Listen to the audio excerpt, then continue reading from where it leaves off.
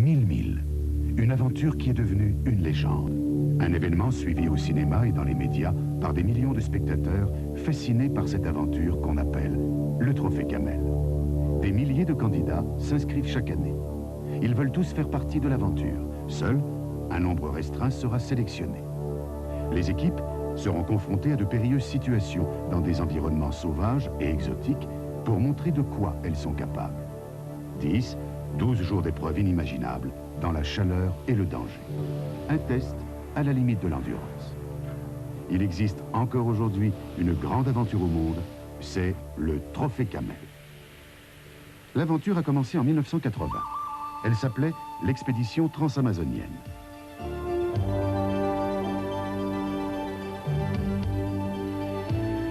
Elle se déroulait le long d'incroyables pistes à travers la jungle d'Amérique du Sud. Tous les participants venaient d'Allemagne. C'était pour eux un challenge tout à fait inconnu. Le succès auprès du public dépassa toutes les espérances.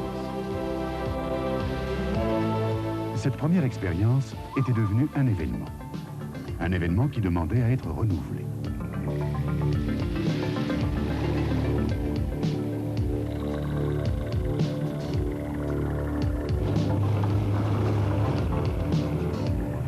C'est en 1981 que l'aventure prit son nom légendaire, le Trophée Camel.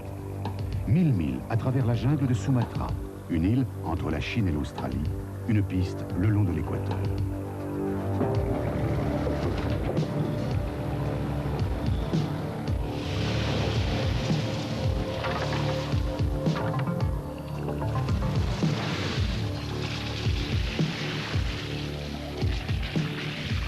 Des marécages, des volcans, une jungle sauvage, une piste difficile, obstacles, ornières boueuses.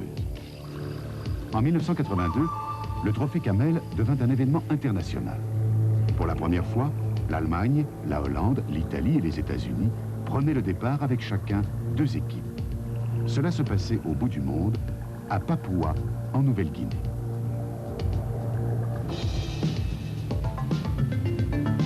Était à parcourir 1000 milles à travers l'âge de pierre, la forêt tropicale, des montagnes de 2000 mètres d'altitude, une végétation tropicale impénétrable qui rappelait les temps préhistoriques.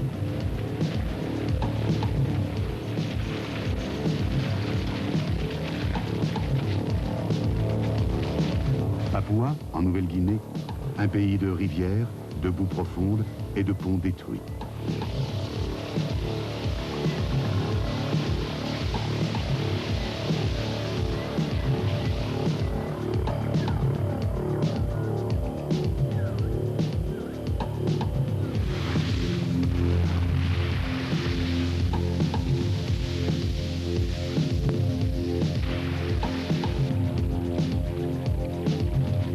Une seule possibilité pour se sortir de cette épreuve, descendre de sa Land Rover, remonter ses manches et passer. Seul, l'esprit d'équipe permet de réussir. C'est seulement en s'aidant les uns les autres qu'on arrive à traverser le pont. Celui qui est un as du volant, et seulement cela, devra vite renoncer à aller de l'avant. 1983. Le 4e Trophée Camel. 1000 milles à travers l'Afrique profonde. Le départ, Kanshasa, au Zaïre. Des véhicules à roues s'attaquent à un itinéraire impraticable, dans une région accessible seulement aux bateaux et aux avions. Les experts ne laissaient pas la moindre chance aux participants. Mais qu'à cela ne tienne, le Trophée Camel relève ce défi désespéré. L'épreuve la plus dramatique à surmonter, les pluies torrentielles. En l'espace de quelques minutes, les pistes sont transformées en marécages où l'on s'embourbe sans espoir si on n'a pas de vérin ou de palan.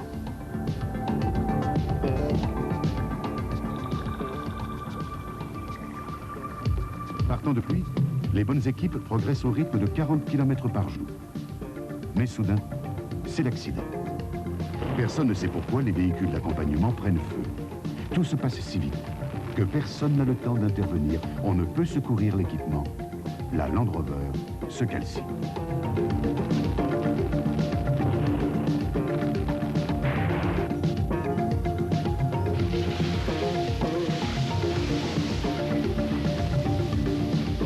Les vainqueurs doivent affronter des épreuves spéciales qui sont à surmonter tout au long de l'expédition et dans lesquelles les concurrents doivent prouver leurs capacités.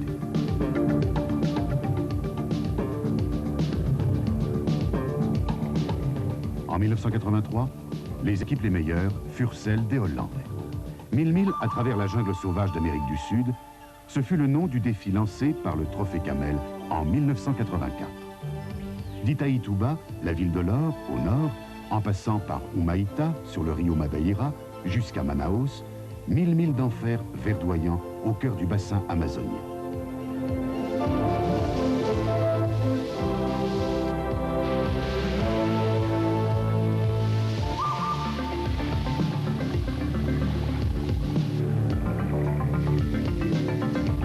Piste impraticable, conditions météorologiques extrêmes, submersion dans la jungle. Il n'y a qu'une alternative pour le Trophée Camel, aller de l'avant. La fatigue et l'endurance ne sont rien d'exceptionnel. Elles font partie de la routine quotidienne. On ne renonce jamais dans le Trophée Camel. On improvise, on prend des décisions, on prend le risque d'un nouvel itinéraire pour arriver au but. On attend tout cela des équipes participantes.